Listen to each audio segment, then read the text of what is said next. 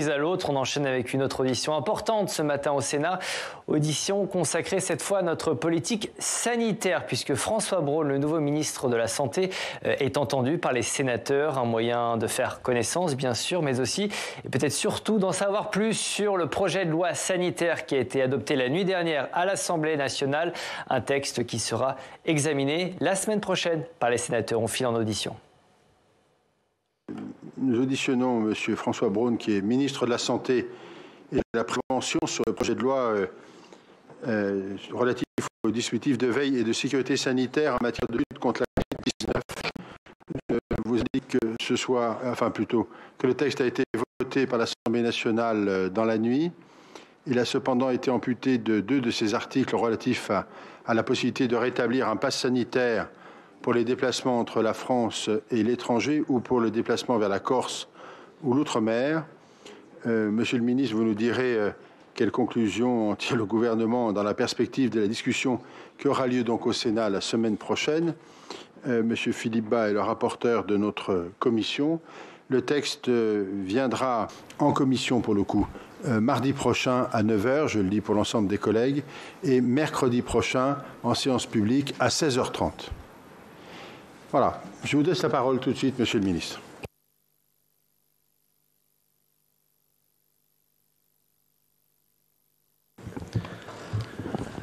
Monsieur le Président de la Commission des lois, Monsieur le rapporteur, Mesdames les sénatrices, Messieurs les sénateurs. Avant d'en venir plus concrètement au sujet qui nous occupe et pour ma première intervention auprès de la Chambre haute du Parlement, je voudrais tout d'abord vous faire part de mon honneur de me trouver ici pour vous présenter le premier projet de loi que le nouveau gouvernement soumet à l'examen du Parlement. Je suis sincèrement attaché au bicamérisme qui doit permettre un travail législatif de qualité. C'est pourquoi je me réjouis de pouvoir travailler avec vous dans le respect des convictions de chacune et de chacun. Je le redis, le bicamérisme, c'est le respect des 2 chambres. L'Assemblée nationale, bien sûr, qui semble expérimenter des accords politiques qui peuvent interpeller, et le Sénat, que je ne connais pas, mais que je connais comme une chambre à l'écoute des territoires et soucieuse de la qualité du droit, sachant prendre ses responsabilités. La Première ministre a mis en avant, lors de sa déclaration de politique générale dans votre hémicycle, la nécessité de bâtir des compromis sans se renier. C'est précisément dans cet état d'esprit que je me présente à vous. Et je le dis d'autant plus qu'en matière de projet de loi relatif à la gestion de la crise sanitaire, le Sénat, en particulier votre commission, a été un acteur essentiel dans la recherche et l'atteinte des compromis et équilibres nécessaires. Je veux en particulier saluer ici le rapporteur Philippe Bas pour ses précieux apports sur ces textes. Je souhaite aussi rendre hommage aux sénatrices et sénateurs mobilisés de nombreuses heures en commission et dans l'hémicycle pour examiner les dispositions législatives de la gestion de crise, tout comme aux membres du gouvernement avec qui vous avez travaillé. La crise sanitaire a été une épreuve qui a impliqué une part très significative des ressources de la nation.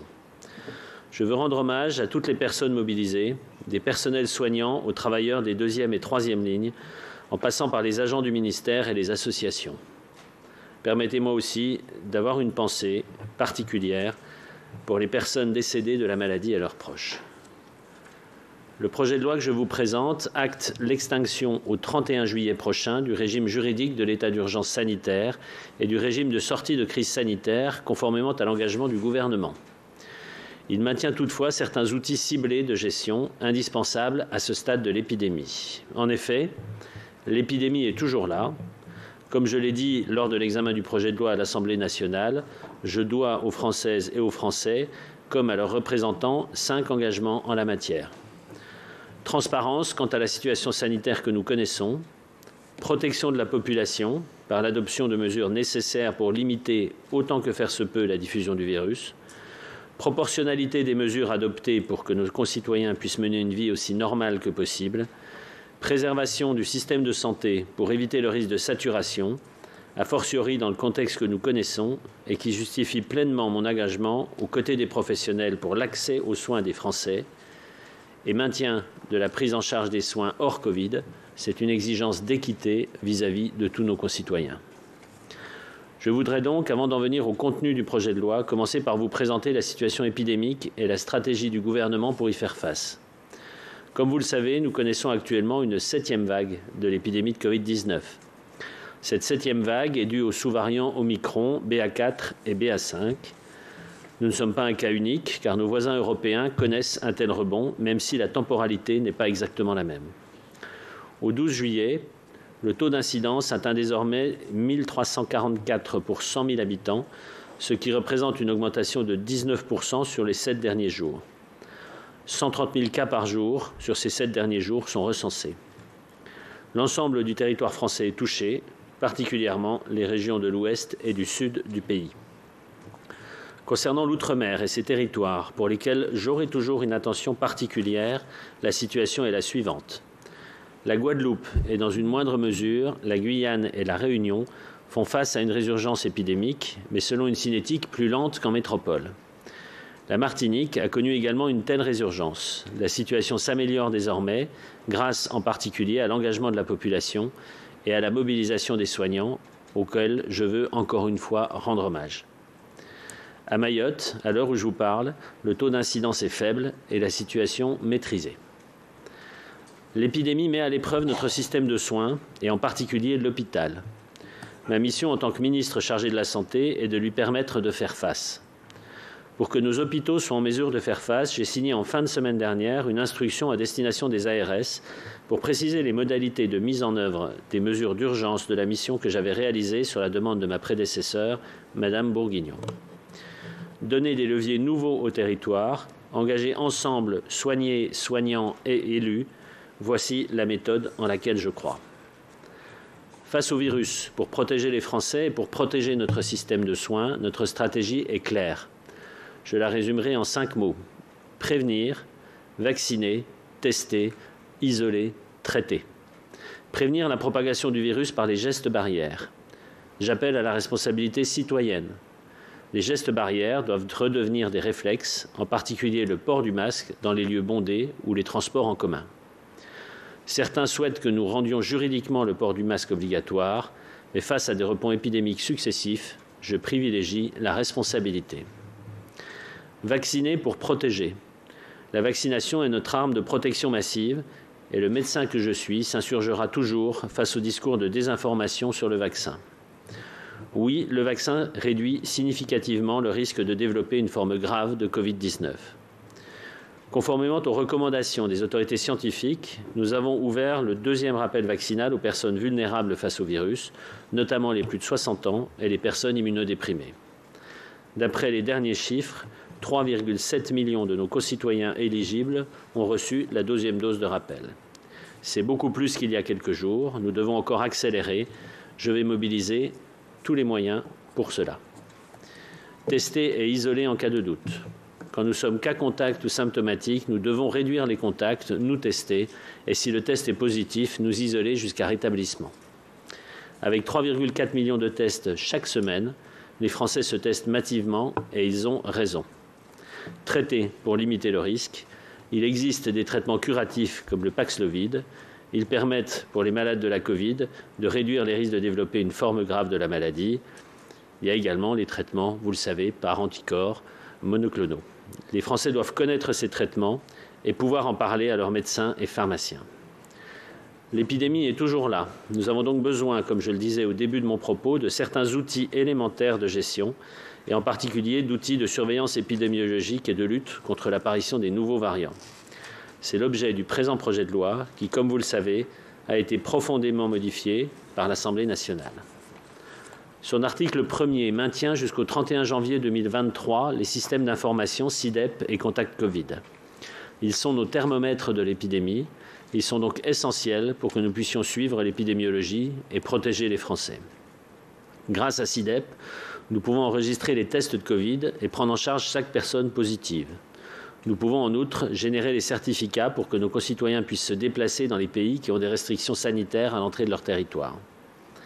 Grâce à Contact Covid, nous pouvons identifier les cas contacts, les informer et les protéger. Ces dispositifs s'accompagnent de garanties en matière de protection des données et de confidentialité. Je sais que votre commission, qui a joué un rôle important dans la création par la loi de la CNIL en 1978, y est attentive. Toute personne qui a accès au système d'information est ainsi soumise au secret médical. Ces dispositifs sont en outre contrôlés par la CNIL et par le comité de liaison parlementaire prévu par la loi du 11 mai 2020. S'agissant de SI-DEP, les tests négatifs sont supprimés au bout de 3 mois, 6 mois pour les tests positifs. Mesdames et messieurs les sénateurs, comme vous le savez, hier, les députés ont fait le choix, contre l'avis du gouvernement, de supprimer le 2e article de ce projet de loi. Cet article visait à maintenir jusqu'au 31 janvier 2023 la possibilité de demander certains justificatifs aux personnes qui se déplacent depuis ou vers le territoire hexagonal, la Corse et les collectivités d'outre-mer.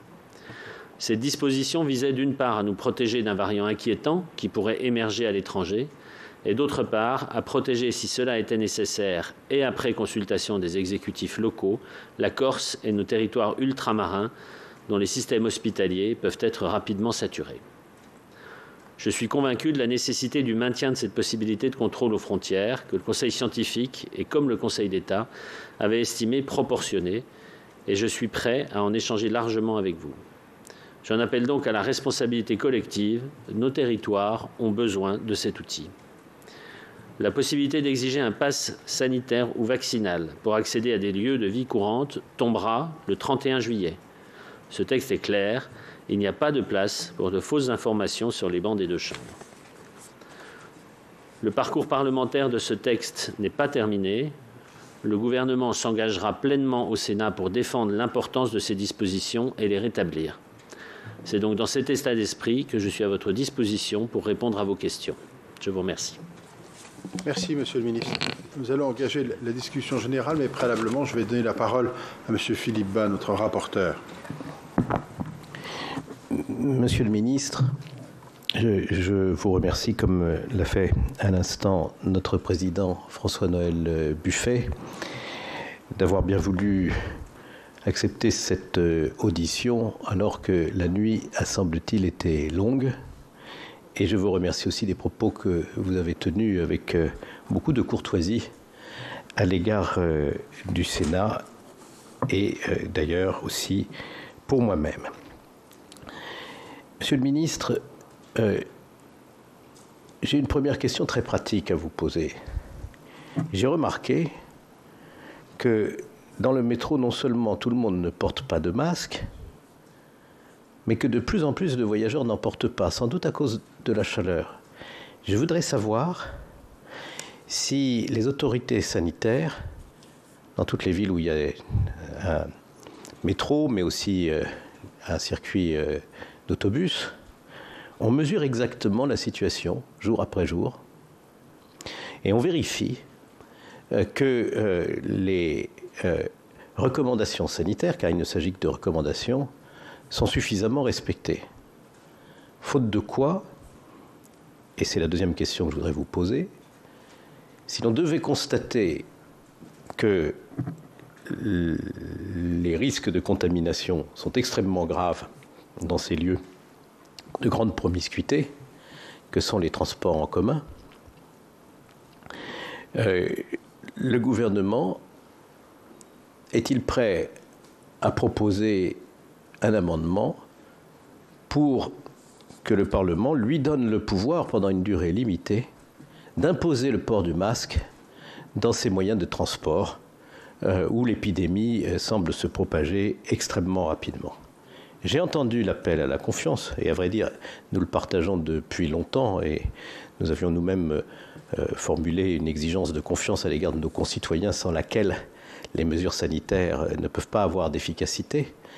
Mais la protection individuelle qui est réalisée quand on s'en remet à l'esprit de responsabilité de chaque citoyen a bien sûr ses limites, et vous êtes en charge de la santé publique, et je pense que cette question mérite à tout le moins d'être posée.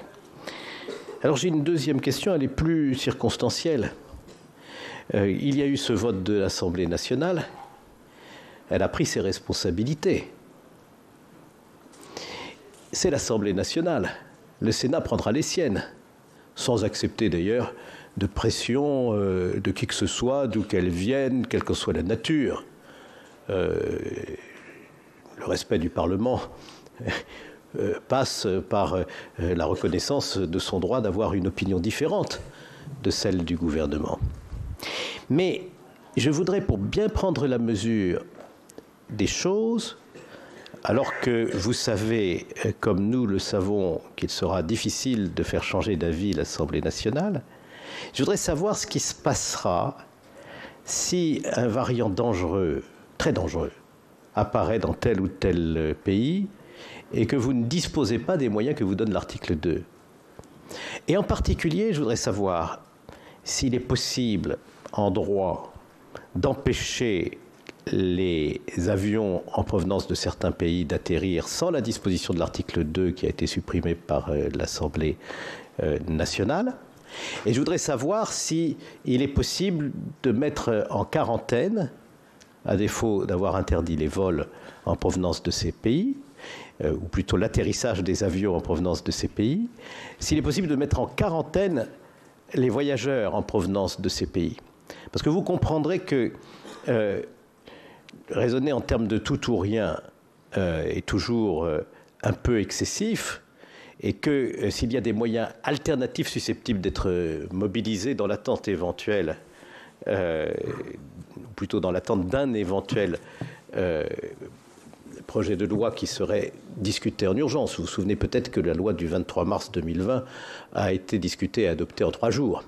Donc le Parlement est capable de réagir à l'urgence, bien sûr. Mais en dehors de cette législation d'urgence qui pourrait être prise dans l'hypothèse où un tel variant apparaîtrait dans tel ou tel pays, je voudrais savoir quelles sont les mesures d'urgence. Au fond, j'en ai cité 2 qui pourraient être appliquées. Enfin, puisqu'on ne raisonne pas en termes de tout ou rien, est-ce qu'il y a, de votre point de vue, une alternative à l'article 2 qui pourrait être rédigée d'un commun accord entre le gouvernement et le Parlement? Je pense que c'est ça, être constructif. Ce n'est pas vouloir forcer le passage et se draper dans une posture de dramatisation en disant devant tous les Français que l'heure est grave. Nous avons connu, je crois, quelques heures beaucoup plus graves que celle-ci. Merci. Je donne la parole à Monsieur le ministre dans quelques instants. Monsieur le Vous avez la parole. Oui, monsieur le sénateur, vous me faites la remarque des transports en commun. À titre personnel, je me permets de vous rapporter que j'ai constaté l'inverse depuis une semaine. Prenant régulièrement le train en grande ligne, alors, effectivement, j'ai moins l'habitude de vous que le métro, mais en tout cas, dans les gares, j'ai pu constater vraiment que plus de nos concitoyens mettaient le masque. Mais notre surveillance, elle est basée sur le suivi épidémiologique, vous le savez, c'est-à-dire le nombre de cas par jour. Nous n'avons pas actuellement un système de surveillance qui compterait le pourcentage de nos concitoyens qui portent le masque ou qui ne portent pas le masque dans les transports en commun, mais je retiens cela comme une possibilité. Toutefois, le suivi épidémiologique nous permet de savoir si on a une envolée de nouveau des contaminations ou pas, avec... Et vous le savez aussi, ce délai toujours entre cette envolée des contaminations et la saturation de nos hôpitaux, délai trop court, mais j'y reviendrai. Donc pour l'instant, en tout cas, le texte nous permet, jusqu'au 1er août, c'est-à-dire dans les 15 jours qui viennent, d'avoir cette possibilité, de maintenir cette possibilité, puisque le texte maintient l'état de sortie d'urgence sanitaire. Nous sommes à proximité du pic. On peut constater une légère diminution de l'augmentation. Alors, sans vouloir être optimiste et sans vouloir dire on peut de nouveau faire comme si de rien n'était, en tout cas, les signaux commencent à être moins négatifs. En ce sens, c'est grâce à cette surveillance épidémiologique, donc grâce à ce thermomètre dont je parlais tout à l'heure, qui est mis en avant par l'article 1, que nous avons aussi la possibilité de suivre ce qui se passe. La suppression de l'article 2, alors je vous rassure, il n'est pas dans mon caractère de faire des pressions, mais par contre d'essayer de convaincre par des arguments et, si possible, des arguments médicaux. Cet article, l'intérêt, c'était effectivement, et vous le dites, l'émergence d'un variant dangereux et nous donner une capacité de réaction rapide à l'émergence de ce variant. Bien sûr, je ne vais pas vous raconter ici que ce contrôle aux frontières arrêterait totalement la circulation d'un virus. L'expérience de cette épidémie, de cette pandémie, nous enseigne l'humilité quant à nos capacités et l'humilité quant à l'évolution de ce virus et au sein de la population. Mais quand même, et on a pu très bien le constater pendant la première vague, ce qu'il faut face à cette résurgence épidémique possible, je ne dis pas probable, je dis possible, plus le virus circule, vous le savez, plus il mute, et plus il mute, plus il y a de risques qu'on arrive à une mutation préoccupante. Donc ce qui nous manque toujours dans la réaction, c'est d'avoir du temps. On l'a très bien constaté pendant la première vague, si je peux me permettre un petit retour vers cette période que j'ai connue vraiment de près. Souvenez-vous, le cluster en Alsace, qui est parti de Mulhouse, Strasbourg, puis qui est arrivé à la Moselle, qui est arrivé à Metz, nous n'avons pas eu le temps de nous préparer. Ça a été extrêmement brutal. Par contre, le reste de la France a eu le temps de se préparer et a donc eu un impact, et notre système de santé a eu un impact beaucoup moins important. C'est en ce sens qu'est rédigé l'article 2, c'est-à-dire nous donner les moyens d'agir tout de suite pour gagner du temps qui nous permet d'anticiper un peu et de préparer notre système de santé. Ne plus avoir cette possibilité, c'est à coup sûr perdre du temps, même si, et vous l'avez relevé, les chambres se réunissent très vite, prennent des décisions très vite, mais une journée, c'est un nombre de cas important. Aujourd'hui, une journée, c'est 130 000 cas. En cas de résurgence épidémique majeure, ce sera beaucoup plus. Et donc, derrière, une mise en danger de nos concitoyens. Alors, sur le juridique, vous m'avez parlé et vous m'avez demandé quelles étaient les autres possibilités. La Première ministre a des pouvoirs propres, si nécessaire, pour obliger le port du masque à compter du 1er août. Cela reste possible sur le port du masque. C'est un pouvoir de police générale de la Première ministre, mais, et vous l'avez bien compris, nous misons sur la responsabilité. Nous devons apprendre à vivre avec ce virus. Il y aura d'autres vagues. Il n'est peut-être pas nécessaire de légiférer à chaque fois. C'est probablement même trop lourd. Je pense qu'aussi ces chambres ont beaucoup d'activités. Donc, c'est quelque part nous donner un outil de continuer à vivre avec ce virus. Concernant la question de la quarantaine et la possibilité de mettre des personnes venant d'autres pays en quarantaine, juridiquement, c'est possible, vous le savez, avec l'article L3131-1 du Code de la santé publique, mais le filtrage est relativement peu efficace parce qu'il y aura déjà des gens sur notre territoire et les volumes risquent d'être particulièrement importants dans une période où nous aurons besoin de toutes nos ressources aussi pour nous réorganiser en termes de système de santé. Donc oui, c'est possible, je le redis, l'importance pour moi est de réussir à gagner du temps pour notre système de santé. Alors, je suis désolé de l'analogie qui est peut-être un peu triviale, mais j'ai un peu l'impression que sans cet article 2, en cas de résurgence épidémique, avec un variant particulièrement embêtant, on nous demande de sauter de l'avion sans parachute, mais en nous disant « vous inquiétez pas, on va vous en apporter un très vite avant que vous vous écrasiez au sol ». J'avoue que je préférerais sauter de l'avion avec un parachute. Merci, Monsieur le Ministre. Alors, j'ai des demandes de parole. Monsieur Loïc Hervé, qui doit être en visioconférence, puis Madame Esther Benbassa, puis Madame Marie Mercier pour l'instant. Monsieur Lecomte, j'ai noté. Monsieur Hervé. Oui, merci Monsieur le Président, Monsieur le Ministre. Tout d'abord, comment ne pas partager votre ode à la responsabilité que vous venez de faire à l'instant, mais il ne faut pas seulement l'évoquer pour le port du masque, il faut le porter beaucoup plus dans le discours. Ça n'a pas été assez fait ces dernières années et je ne peux que vous rejoindre sur cette idée de remettre la responsabilité individuelle et collective au cœur de la gestion de cette énième vague Covid.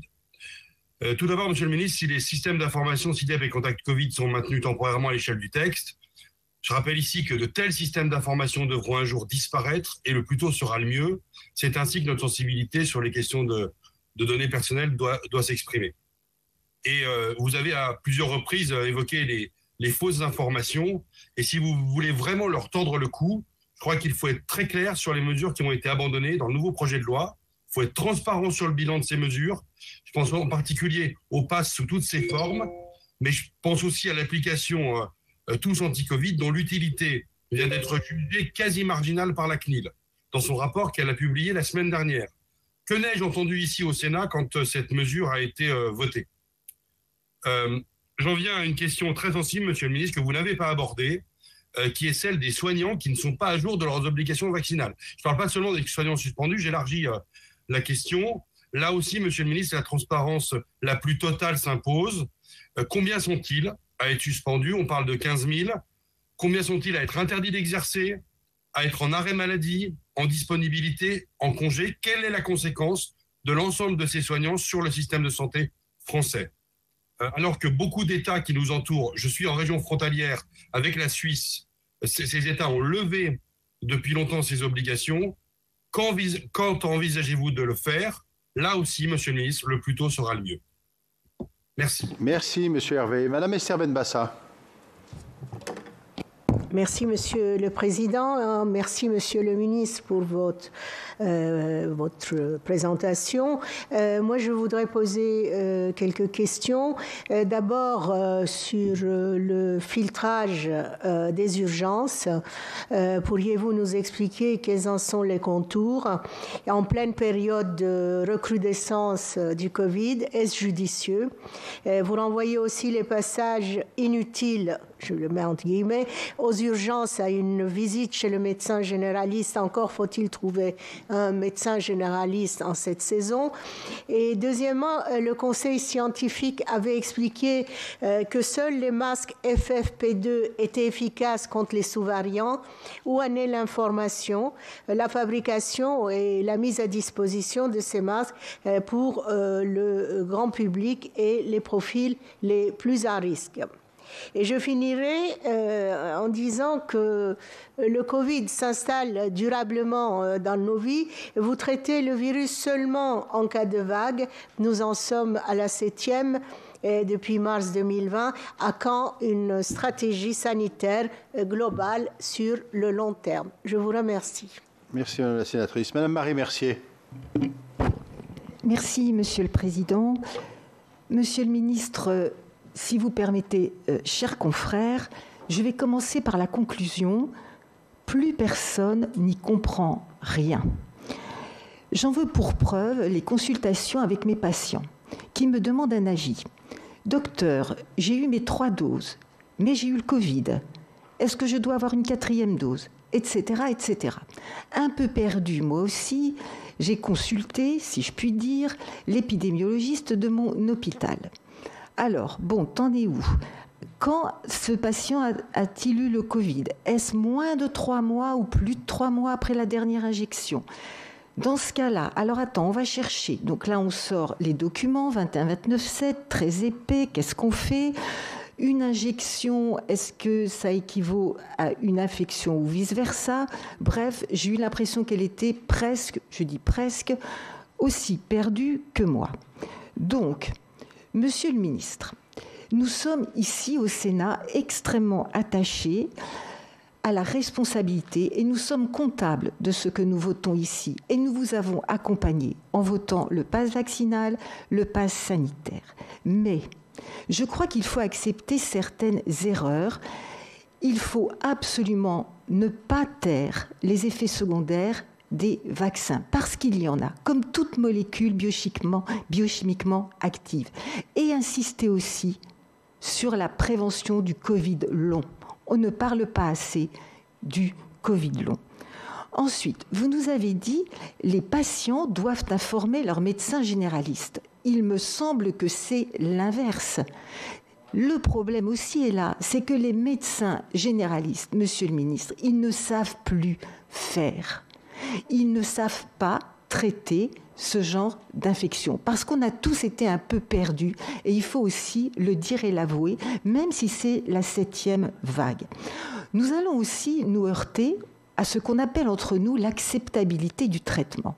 Si on n'est pas suffisamment clair, pas suffisamment transparent, nos patients ne vont plus nous suivre.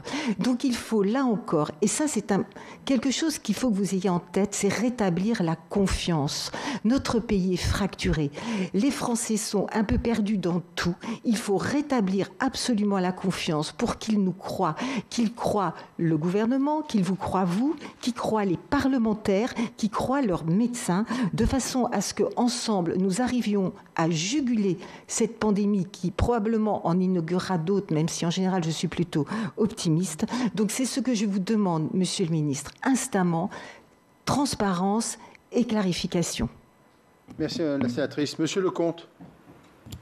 Oui, merci Monsieur le Ministre. Est-ce que vous pourriez nous faire un point sur les stocks et l'actualisation des vaccins, dans la mesure où, bon, pour l'instant, la 4e dose a été ouverte aux plus de 60 ans, mais vous pouvez avoir des gens qui considèrent que ce serait bien de se protéger avec une 4e dose alors qu'ils n'ont pas 60 ans, et d'autre part, des personnes qui veulent voyager dans des pays où on leur demande un booster de moins de 6 mois. Donc est-ce qu'on peut avoir un point sur ça et en même temps sur les perspectives de l'actualisation des vaccins ? Et deuxièmement, bon, même si l'article 2 n'a pas été adopté par l'Assemblée nationale, il prévoyait, et c'est heureux, que le décret qui décrivait les choses, et en particulier les justificatifs de statut vaccinal, soit pris après avis de la Haute Autorité de Santé. Ça faisait partie des amendements que j'avais défendus auparavant, donc c'est une avancée. Mais est-ce que vous pouvez nous confirmer que s'il revenait, vous veillerez à ce que le parcours vaccinal soit... qui prennent en compte les personnes qui ont été vaccinées à l'étranger et soit un parcours vaccinal, est-ce qu'il y a une perspective de définir un parcours vaccinal au niveau européen, c'est-à-dire aussi la manière de traiter des vaccins qui n'ont pas été reconnus par l'AME, mais qui sont utilisés dans un certain nombre de pays européens, de manière à ce qu'il n'y ait pas des divergences de statuts vaccinaux qui posent problème au moment des reconnaissances de vaccins. Je vous remercie. Le sénateur, Monsieur Guy Benarroche.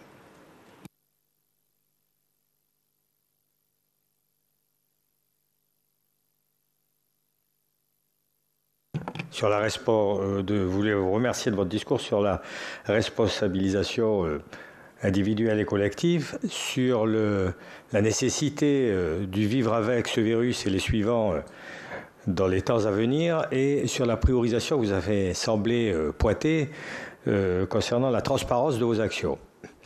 En ce qui concerne cette transparence de vos actions, une petite question.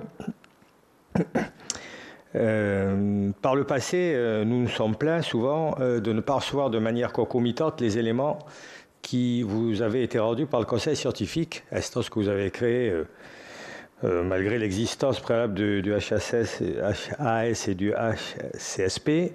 Donc ma question numéro 1 est la suivante. En fait, comptez-vous nous faire parvenir ces éléments de manière concomitante à celle à laquelle vous l'obtenez vous-même?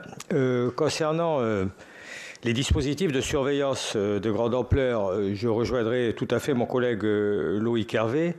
Cela fait maintenant longtemps qu'ils sont maintenus et qu'ils peuvent être consultés par un public finalement assez large, d'où les avis de la CNIL d'ailleurs successifs. Donc je voulais insister sur le fait qu'il fallait absolument veiller à ce que ces outils de traçage restent strictement limités dans le temps et que nous puissions être consultés régulièrement si vous souhaitez les prolonger. Concernant enfin les différentes mesures dont vous avez parlé, de telle façon à prévenir les épidémies, à protéger la population, je conçois effectivement que vous puissiez annoncer ces mesures. Je me permets quand même de dire que rien de précis sur les masques, alors non seulement sur le port des masques, mais aussi par exemple sur la mise à disposition des masques FFP2 gratuitement. Pas grand-chose de nouveau dans les vaccins avec un flou, comme l'a expliqué ma collègue Marie Mercier, et en particulier, qu'en est-il des autres vaccins, des vaccins différents qui ne sont pas ceux qui ont été mis sur le marché et promulgués jusqu'à présent. et toujours pour la protection, je rejoins aussi la question qui consiste à dire que faisons-nous, quelle est votre doctrine vis-à-vis du personnel soignant, de leur obligation vaccinale ou pas prolongée et de la réintégration possible dans la situation aujourd'hui de la santé des hôpitaux en France, des soignants qui ont été suspendus. Merci, Monsieur le Sénateur. Monsieur Alain Richard, ensuite Madame de La Gontrie, puis Madame Assassi. Président, Monsieur le Ministre, je fais suite au passage de l'avis du Conseil d'État qui relève ce qui est objectif, que les dispositions du Code de la santé publique qui permettent la mise en jeu de l'état d'urgence sanitaire par décret confirmé par une loi au bout d'un mois subsistent dans la législation, même s'il n'en est plus fait usage à partir du 31 juillet. Et le Conseil, d'ailleurs, se livre à une critique que je ne partage pas forcément, qui consiste à dire que ce dispositif n'a pas son équilibre et qu'il ne serait pas forcément adapté dans le cas de nouvelles crises sanitaires. Donc, je voulais vous demander si, alors évidemment pas à la mi-juillet, mais si dans les semaines qui suivent, le gouvernement entend, et en s'entourant bien entendu des consultations utiles, peut-être même celles de parlementaires, de se prononcer sur cette question de ce qu'on maintient en vigueur, disponible à tout moment dans le Code de santé publique pour faire face à des urgences sanitaires en tenant compte de l'expérience. Merci, Monsieur le Sénateur. Madame de La Gontrie. Merci, Président. Bienvenue, Monsieur le Ministre, dans une assemblée où vous l'avez noté, les débats peuvent être très exigeants, mais toujours très courtois. 3 questions. La première, c'est que je confesse ne pas avoir extrêmement bien compris vos réponses concernant les pouvoirs de police générale de la Première ministre.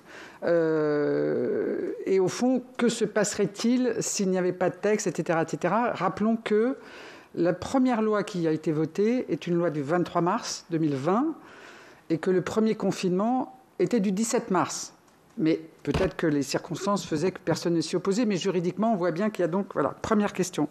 Deuxième question, sans vous donner mon point de vue ou celui de mon groupe, vous avez tenu des propos, semble-t-il, ouverts à la discussion, sur la question dite de la réintégration des soignants. Bien. Donc, indépendamment de notre point de vue, est-ce que vous pouvez préciser comment vous envisagez les choses? Et troisième chose, concernant la variole du singe. Il semble que là aussi, nous ayons une certaine lenteur en France dans la façon dont est appréhendé ce sujet. J'ai noté que dès le 20 mai, la Haute Autorité de Santé préconisait une stratégie vaccinale et qu'il a fallu attendre le 5 juillet, c'est-à-dire 1 mois et demi, pour l'ouverture des premiers centres de vaccination. Qu'en est-il sur cette maladie? Comment appréhendez-vous les choses et comment entendez-vous faire face à cette possible épidémie? Merci, Monsieur le Ministre. Merci, Madame la Sénatrice. Alors, Madame Assassi, qui est en visioconférence, Madame la Présidente. Oui, vous m'entendez cette fois-ci, Monsieur le Président? Je vous entends parfaitement. J'allais vous poser la question. Tout va bien. Je suis ravie. Bonjour, Monsieur le Président. Bonjour, mes chers collègues. Bonjour, Monsieur le Ministre, et bienvenue dans cette haute assemblée pleine de sagesse.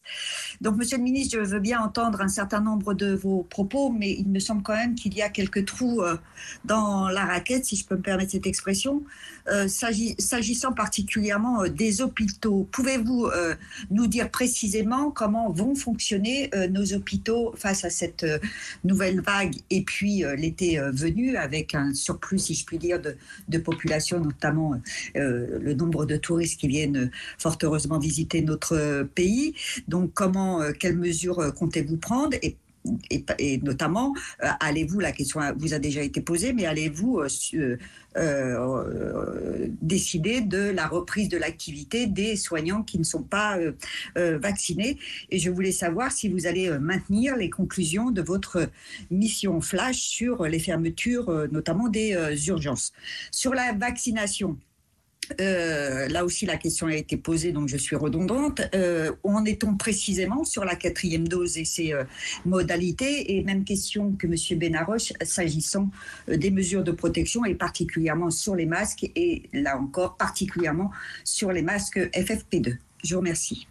Merci Madame la Présidente. Alors, encore les 2 dernières questions, M. Hussein Bourgi et Mme Kuckerman. Après, on laissera la parole au ministre. Merci Monsieur le Président. Monsieur le Ministre, chers collègues, je voudrais prolonger la question de notre collègue Marie-Pierre de la Gontrie sur la variole du singe. Monsieur le Ministre, le 8 juillet dernier, la Haute Autorité de Santé a préconisé l'extension de la vaccination préventive à des populations dites à risque. Le 11 juillet dernier, le gouvernement a recommandé à ses services déconcentrés, les ARS en particulier, de mettre en œuvre cette préconisation. Hélas, 1000 fois hélas, depuis le 11 juillet, les associations d'usagers qui ont une expertise en la matière peinent à trouver des créneaux disponibles sur les différentes plateformes dédiées à la vaccination et à la prise de rendez-vous pour la vaccination. On me dit que, mais peut-être que vous allez le démentir, qu'il n'y aurait eu que 40 doses de vaccins pour l'hôpital Saint-Louis à Paris et qu'elles auraient toutes été réservées à des personnes contaminées par cette maladie. Aucune information des ARS qui semble complètement dépassée par les événements. Il se trouve que j'ai écrit moi-même au directeur régional de l'ARS d'Occitanie, puisque je suis sénateur de l'Hérault, puisque j'avais été sollicité par les organisations professionnelles de praticiens, d'hospitaliers et les associations d'usagers. Ça fait 15 jours, je n'ai toujours pas reçu de réponse de sa part. Et que me disaient ces praticiens, ces organisations professionnelles d'hospitaliers et ces associations d'usagers?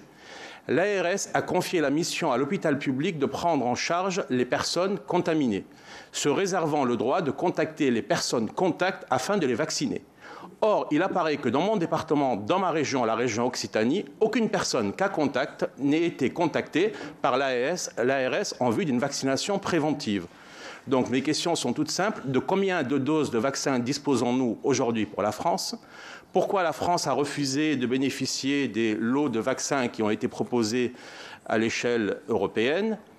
Et que pouvez-vous nous dire aujourd'hui factuellement sur la mise en œuvre des préconisations que vous avez formulées? Qu'est-ce que vous comptez faire auprès des services déconcentrés pour que vos instructions soient mises en œuvre avec beaucoup de diligence? Je vous remercie, Monsieur le Ministre. Oui, merci Monsieur le Président, Monsieur le Ministre. En préalable, dire que je fais partie de ceux qui ont toujours défendu le recours au vaccin pour combattre cette pandémie. Cependant, et sans rouvrir ici les débats, nous le savons, il y a un certain nombre de personnes qui en restent aujourd'hui, en tout cas en retrait. La question a beaucoup été portée hier à l'Assemblée nationale et ce matin dans certaines interventions de mes collègues sur les personnels soignants qui, en l'état aujourd'hui, ne sont pas vaccinés ou ne remplissent pas en tout cas une obligation vaccinale complète. Il y a également aujourd'hui dans notre département la question qui est posée par les sapeurs-pompiers volontaires ou professionnels qui sont aujourd'hui des personnes fortement mobilisées en renfort sur d'autres départements par rapport à des problématiques d'incendie, de feux de forêt, mais aussi nous l'avons malheureusement vécu dans notre région en Auvergne-Rhône-Alpes par de nombreux épisodes de grêle qui ont nécessité les interventions des sapeurs-pompiers.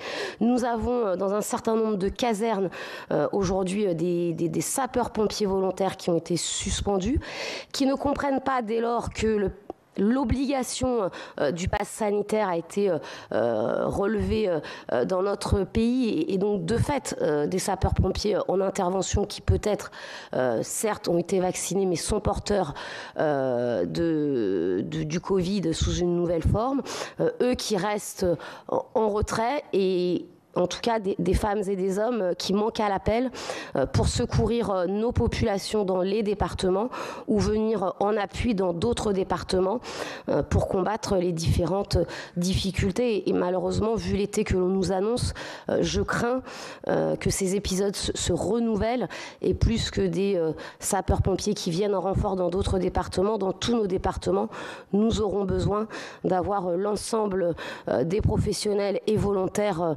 des sapeurs-pompiers qui seront nécessaires pour satisfaire à la sécurité urgente, en tout cas de nos populations. Je vous remercie.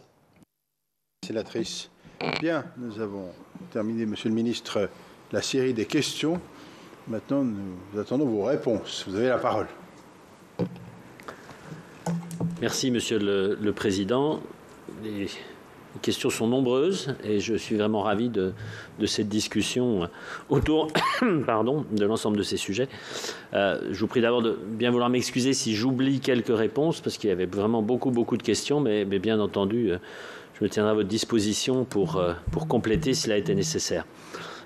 Préalablement, Monsieur le rapporteur, une petite précision juridique sur l'article 2, comme vous le souhaitiez. Le pouvoir propre de la Première ministre peut être utilisé aussi sur les frontières, mais dans le but de les fermer, de bloquer les frontières, d'interdire les déplacements, pas d'exiger le pass. Ça semble un peu paradoxal. En gros, c'est la massue pour tuer la mouche, mais en tout cas, c'est le cas. C'est un peu une passe législative qui permet de distinguer un petit peu tout ça. C'est plutôt incertain sans la loi, cette possibilité d'exiger le pass. C'est-à-dire qu'on risque de devoir utiliser des mesures un peu trop importantes.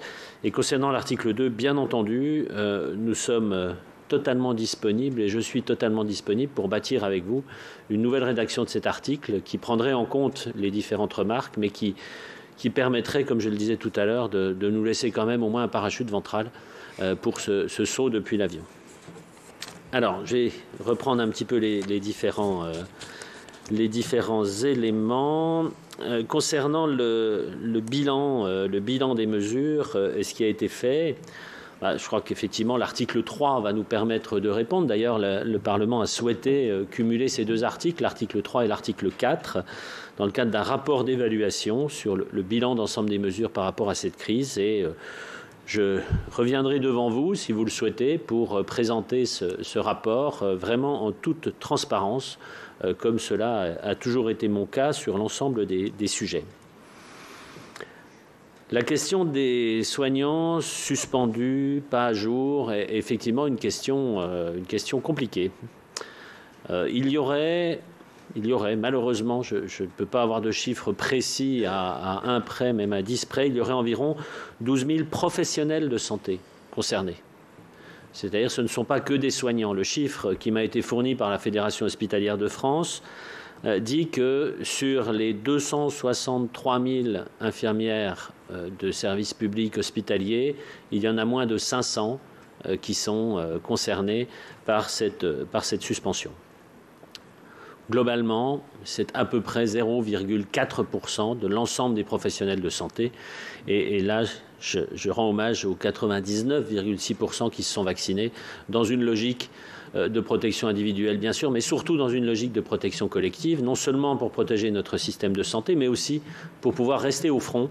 Et j'ai vu tous ces collègues rester au front pendant ces premières vagues. Alors, concernant ce sujet épineux, je me suis engagé à saisir dans les jours qui viennent les autorités de santé, la HAS, le Conseil consultatif national d'éthique, sur cette question particulière. Nous avons toujours, pendant cette pandémie, suivi l'avis des scientifiques et nous continuerons à suivre l'avis des scientifiques. Une fois ces avis récupérés, je réunirai les syndicats de personnel soignants pour leur présenter ces avis et avoir une discussion là aussi transparente avec eux, que chacun prenne ses responsabilités, non pas sur des idées, mais sur des arguments scientifiques précis. En ce qui concerne les urgences, je vais peut-être continuer là, je reviendrai après sur la question des urgences. Alors, sur les FFP2 versus masque chirurgical. Le masque chirurgical, vous savez, est un masque anti-projection qui évite à une personne contaminée de projeter le virus vers les autres. Il est arrêté par cette barrière. Le masque FFP2 est, lui, un masque de protection, c'est-à-dire qu'il évite la projection, mais il évite aussi l'inspiration d'un virus qui serait aérosolisé dans l'air.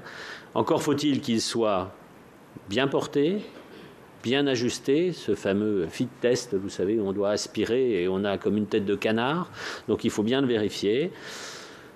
C'est pas facile à supporter, j'en ai l'expérience, quand il faut le garder 4 heures d'affilée, le changer, c'est pas simple. Surtout en plus en ce moment quand il fait chaud. 2 masques chirurgicaux face à face offrent un niveau de protection important, puisque tous les deux évitent de projeter. Donc on revient un petit peu à la même chose. Par contre, je crois qu'il faut être là clair sur l'usage du masque. Pour les personnes fragiles, il faut conseiller plutôt le port du FFP2. Et toujours conseiller le port d'un masque chirurgical en face de ces personnes. Les doses de vaccin, personne n'y comprend plus rien. Je ne suis pas loin de vous rejoindre. C'est vrai que c'est compliqué. Entre les doses, entre est-ce qu'on a été malade, est-ce qu'on n'a pas été malade. Et cela témoigne vraiment de l'humilité, je le disais, qu'on doit avoir face à cette pandémie. On n'a pas connu, vous le savez comme moi, de pandémie de ce type depuis plus d'une centaine d'années. On redécouvre aussi avec nos moyens de transport, avec toute notre façon de travailler. Il y a toujours cette notion de rapport bénéfice-risque. La vaccination permet quand même d'être beaucoup moins excrétant, même si on était contaminé. Donc ça reste efficace. La 4e dose, si on a eu le Covid, saisie hier de la Haute Autorité de Santé pour qu'elle se prononce sur l'équivalence entre infection et injection, dans un contexte de circulation de ce nouveau variant, le B4-B5, puisque, vous le savez, chaque variant introduit quand même des subtilités différentes, et c'est là aussi que ça crée tous les problèmes. Donc très clairement, j'attends très rapidement l'avis de la HAS, qui pourra nous dire, ou pas, si vous avez été infecté, c'est comme si vous aviez été vacciné, et dans ce cadre-là, le cadre vaccinal habituel se met en place. Vous parliez également de l'acceptabilité du traitement, c'est pas simple, et de rétablir la confiance. Je vous suis totalement sur cette logique. Nous avons besoin de rétablir la confiance, mais pas seulement avec les soignés, comme je disais tout à l'heure, mais aussi et surtout avec les soignants. Les meilleurs relais de l'information, les meilleurs partenaires pour protéger notre population, ce sont les soignants, et nous avons besoin de rétablir la confiance avec eux, dans la transparence, dans la clarification, en tout cas toute la base de ma politique. Stock de vaccins, vous vouliez des précisions, je vais essayer de vous les donner le plus possible. Les injections déjà réalisées, en première injection, 54,6 millions, 53,6 en deuxième, 40,3 en troisième, 3,7 en quatrième, c'est-à-dire le deuxième rappel sur les plus de 60 ans, les personnes fragiles, avec une dynamique ascendante sur le nombre de vaccinations. En ce qui concerne les stocks, grosso modo, 70 millions de vaccins en stock. Donc nous sommes prêts, même si il fallait faire une vaccination plus large. Et vous savez que nous suivons avec l'Europe les commandes de vaccins, les évolutions vers les nouvelles générations, vers les vaccins bivalents, entre guillemets, qui traîneraient plusieurs mutations. Donc il y avait une question sur la transparence. Oui, donc la saisine du conseil scientifique, ça je vous l'ai dit. Les outils de surveillance de grande ampleur, bien sûr, je le redis, c'est le thermomètre, et il faut garder absolument ce thermomètre. Le contrôle par la CNIL, vous l'avez souligné. Dans son 5e avis, la CNIL faisait quelques remarques, et elle remarquait également que le gouvernement avait suivi ses avis précédents, et nous allons continuer à le faire, bien entendu, sur des ajustements nécessaires. En ce qui concerne les délais, vous savez que en cas de test négatif, le délai de conservation des documents est de 3 mois. Il est de 6 mois en cas de test positif. Monsieur Richard, réfléchir sur l'avenir des régimes de crise, oui, bien sûr. C'est tout l'objet des travaux que nous allons conduire. Nous devons avoir un socle solide pour anticiper les futures crises et avoir un cadre, finalement, qui satisfera nos demandes. Je dirais plus qu'un cadre, c'est-à-dire que je suis assez attaché, mais ça doit être à cause de mon ADN d'urgentiste, à un principe que les militaires connaissent bien, qu'on a appris avec eux lors des attentats et qu'on applique chaque fois, c'est le principe de la doctrine, de la stratégie et de la tactique. La doctrine, c'est le gouvernement, c'est vous, la Chambre, qui devez définir la doctrine dans le cadre d'une gestion de crise. La doctrine qui était au début de la crise Covid, vous devez soigner tout le monde. Voilà une doctrine claire. La stratégie, c'est le ministère, par exemple, ce sont les ARS, par exemple, qui doivent voir comment on applique cette doctrine en fonction des circonstances.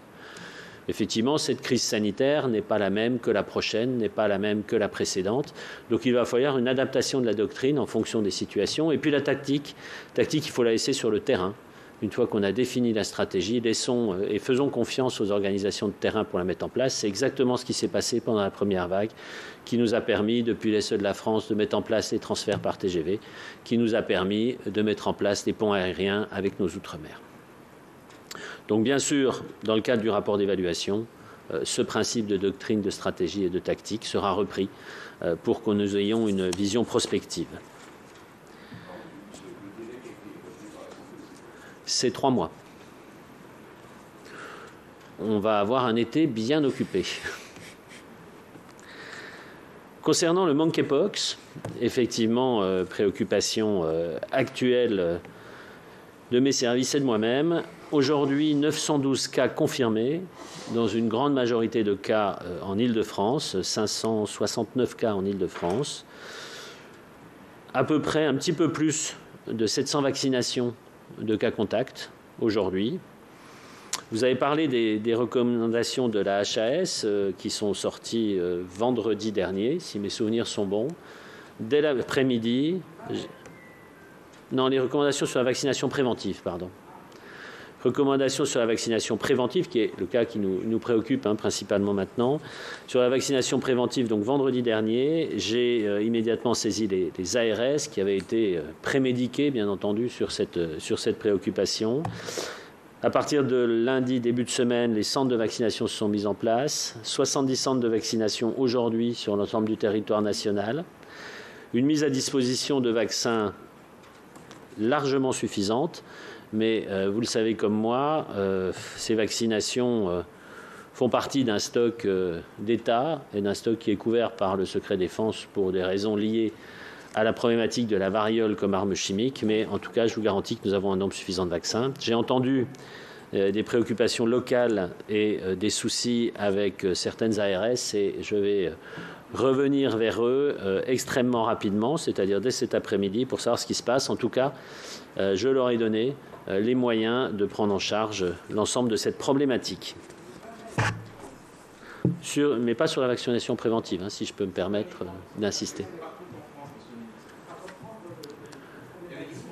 Je vais vérifier cela, je vous l'ai dit, dès cet après-midi. En tout cas, les ARS ont été mobilisés par moi-même dès vendredi après-midi pour mettre en place cette vaccination. Concernant la situation des hôpitaux, et plus globalement, la situation de notre système de santé, vous le savez, on parle de crise des urgences, mais les urgences ne sont que la partie émergée de l'iceberg. C'est la résultante de difficultés de l'hôpital, de difficultés de la ville. Et c'est dans ce cadre-là que ma prédécesseur m'avait confié une mission avec effectivement 41 mesures. Et ces 41 mesures ont été reprises et validées par la Première ministre, aboutissant moins d'une semaine après, à une instruction que j'ai envoyée aux ARS pour reprendre et leur donner les outils pour essayer, avec ce qui se fait déjà dans un certain nombre de territoires, puisque c'était ça l'essence même de cette mission, c'était d'aller voir ce qui se fait dans les territoires, de l'analyser et de donner ce même outil à tout le monde. Donc la possibilité de mettre un certain nombre de mesures en place. Premier point, il n'est pas question de fermeture, comme j'ai pu l'entendre, des services d'urgence de nos concitoyens qui trouvent une porte close. En tout cas, cela ne fait pas partie des recommandations, cela ne fait pas partie des mesures. Ce qui en fait partie, c'est la possibilité d'offrir à nos concitoyens des parcours de santé plus adaptés à leurs problèmes que de venir systématiquement aux urgences. Si vous avez mal au genou depuis 3 semaines, ce n'est pas en allant attendre 6 heures dans un service d'urgence que vous serez le mieux pris en charge. C'est probablement en allant voir votre médecin traitant, voire en allant voir un médecin qui est peut-être à 2 rues de chez vous et qui dispose d'un créneau qu'il a mis à disposition pour prendre ses soins non programmés. Alors, on parle de triage. La notion de triage est très mal vue, est très mal comprise, et ça, je l'entends bien. Je parle plutôt de qualification de la demande. C'est typiquement ce que nous faisons dans le cadre de la médecine d'urgence, c'est-à-dire que quand quelqu'un a un symptôme, eh bien, notre préoccupation est de savoir quel est le meilleur parcours de soins pour ce symptôme. Si vous avez mal dans la poitrine, ça peut être une crise d'angoisse ou ça peut être un infarctus. La prise en charge ne va pas être la même, on le comprend bien. L'infarctus, vous allez être pris en charge immédiatement sur un plateau de coronarographie. La crise d'angoisse, vous pouvez être pris en charge par un conseil médical et en allant voir votre médecin traitant. C'est le travail qui est fait au niveau des SAMU Centre 15, au niveau de cette régulation médicale, ce travail qui évolue avec l'intégration de nos confrères généralistes dans la régulation médicale au sein du service d'accès aux soins. Et c'est repartir vers ce service d'accès aux soins, commencer par ce service d'accès aux soins, avant de vous déplacer, appeler est un des messages importants. Pourquoi appeler ? Pas pour vous empêcher d'accéder aux soins, loin de là, mais bien pour vous fournir le meilleur parcours de soins possible. Nous pourrons revenir sur cette problématique, je pense que nous aurons l'occasion. En tout cas, les premiers résultats sur les 22 sites pilotes du SAS montrent leur efficacité sur les délais de réponse, la rapidité de réponse en moins de 30 secondes. Donc nous commençons à atteindre les meilleurs standards internationaux que personne n'atteint actuellement en France. Et puis sur l'efficience de ce dispositif. Donc pas de fermeture, ça c'est clair, mais surtout les résultats de cette mission flash sont pour moi mettre sur la table la façon dont j'ai envie de fonctionner, c'est-à-dire le principe d'aller chercher les idées sur les territoires, parce que c'est depuis les territoires qu'on a les bonnes idées, et les déplacements que j'ai pu faire, en particulier en Côte d'Or, m'ont montré une dynamique de territoire sur l'organisation de ces maisons de santé pluriprofessionnelles qui en plus attirent des jeunes. Donc on voit bien que c'est des idées locales, il y en a d'autres qui vont nous permettre de construire.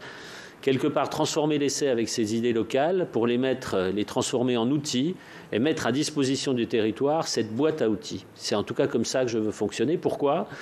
Parce que la problématique de désert médical, ou quel que soit le terme qu'on lui donne, n'est pas la même dans l'est de la Moselle que je connais bien. Les pathologies ne sont pas les mêmes que dans le Pays Basque ou qu'en Bretagne. C'est donc bien fournir un ensemble d'outils et revenir vers les élus, et j'insiste beaucoup sur la place des élus dans ce dispositif. On aura certainement l'occasion avec vous de rediscuter de la problématique des déserts médicaux, mais avec les élus, avec les soignés, nos compatriotes qu'il faut entendre, et avec les soignants que nous devons construire. C'est toute l'essence de la concertation des parties prenantes, annoncée par le président de la République, et que je commence à conduire dès cet après-midi d'ailleurs avec les représentants des professionnels, les représentants des médecins, que ce soit étudiants, que ce soit libéraux, que ce soit hospitaliers, ensemble, pour bien montrer que nous descendons un petit peu ces éléments. Alors, je regarde un petit peu. Donc l'Occitanie, j'en ai parlé. Les sapeurs-pompiers, vous en avez parlé. Et bien sûr, je rends hommage à l'application des sapeurs-pompiers dans la gestion de cette crise, aux côtés des soignants. Personnellement, dans mon département, je peux vous dire que le directeur du SDIS m'a appelé dès le début de la crise en me disant si ça peut t'aider, je mets à ta disposition des membres de mon service de santé et de secours médical qui vont venir à la régulation médicale du SAMU et qui vont vous aider. J'ai dit oui, bien sûr, et nous avons travaillé la main dans la main pendant toute la phase initiale de cette crise et encore maintenant. Donc je rends hommage à ces sapeurs-pompiers dès lors qu'ils entrent dans le cadre du secours, mais également de gestes de soins d'urgence, et vous savez qu'un décret a été pris en ce sens. Ils sont les mêmes contraintes que les personnels soignants, ce qui semble tout à fait logique, et ma réponse sera identique en attendant les différents avis. Écoutez, je pense avoir fait à peu près le tour. Concernant, alors Monsieur de la Gontrie, Madame de la Gontrie, excusez-moi, tant que je vous reconnaisse. Les pouvoirs propres de la Première ministre, c'est deux choses distinctes. Les pouvoirs ordinaires, c'est la jurisprudence Labonne, ça suffit pour le masque. Et des pouvoirs extraordinaires, en cas de circonstances exceptionnelles, c'est la jurisprudence RIS, c'est dans le cas de mesures plus graves, plus restrictives. Voilà, comme je l'ai dit, je reste à votre disposition pour discuter d'éventuels points de détail. Comme vous le savez, je ne cherche pas d'excuses, mais j'ai un conseil des ministres à 10h. Mais en tout cas, pour les quelques instants qui nous restent, je suis à votre disposition si j'ai oublié quelque chose. Comment ? Madame de la Gontrie, oui. Pardon, Monsieur le ministre. Madame de la Gontrie. Simplement, Monsieur le ministre, merci de la précision de vos réponses. Voilà. Est-ce que vous êtes fixé un calendrier de travail dans votre concertation sur la question des soignants ? Vous avez parlé de la consultation des autorités scientifiques, puis des syndicats. Voilà. Vous pensez mener ces discussions à quelle échéance ? Merci, Monsieur le Ministre. Oui, déjà, je vous rassure, je ne vais pas prendre de congé, donc je vais être là pendant tout l'été. Mais la saisie des autorités, je vous l'ai dit, dans les jours qui viennent, donc ça va être là sur cette fin de semaine.